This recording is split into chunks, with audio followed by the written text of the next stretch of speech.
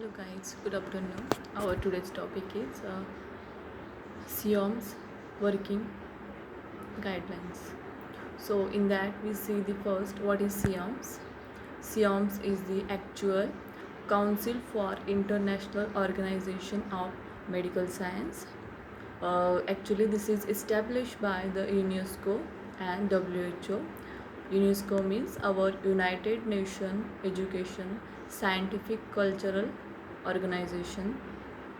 CIOMS is actually formed in 1949 after the WHO. Actually, WHO established in 7th April 1948, and that after the CIOMS is formed in 1949.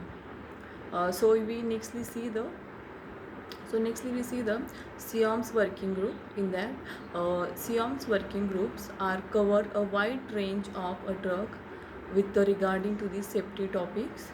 The group consists of scientists, pharmaceutical industry, and the regulatory authorities who works together to form guidelines on various drug safety topics. In that, we see the first working group. So in that, what they do, international reporting of, in that first group we see the international reporting of adverse drug reaction. Actually this done by using the CIOM form first, that is suspect adverse reaction report form. Nextly we see the working group second. In that, the international reporting of periodic safety update summaries. Thirdly, we see the working group third. In that, these guidelines are prepared for core clinical safety information, to prepare the core clinical safety information on drugs, including their new proposal for the investigators brochure. In that it.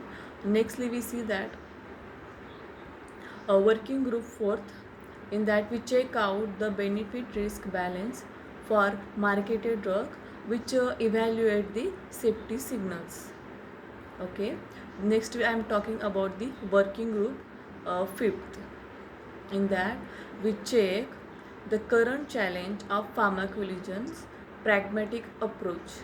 Pragmatic approach means the which manner you take the challenges. As you have the infrastructure, so you have to plan correctly, but how could you implement this is the pragmatic approach in the work group of fifth. Nextly we see the working group sixth. In that, this is the management of safety information. This is the management for which collect the safety information from the clinical trials. Nextly we see the working group seventh. In there we see the DSUR, development safety update report. Okay. Nextly I am talking about the working group 8th. So in their application of signal detection. In there we check the application of signal detection. Nextly the working group 9.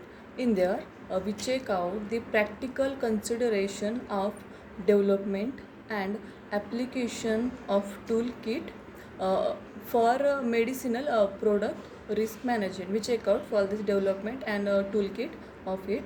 Nextly I am talking about the 10th working group. So in that we see the consideration for applying good meta-analysis practices to the clinical safety data. This is all about the CIOMS 10 working group and CIOMS, how it's established.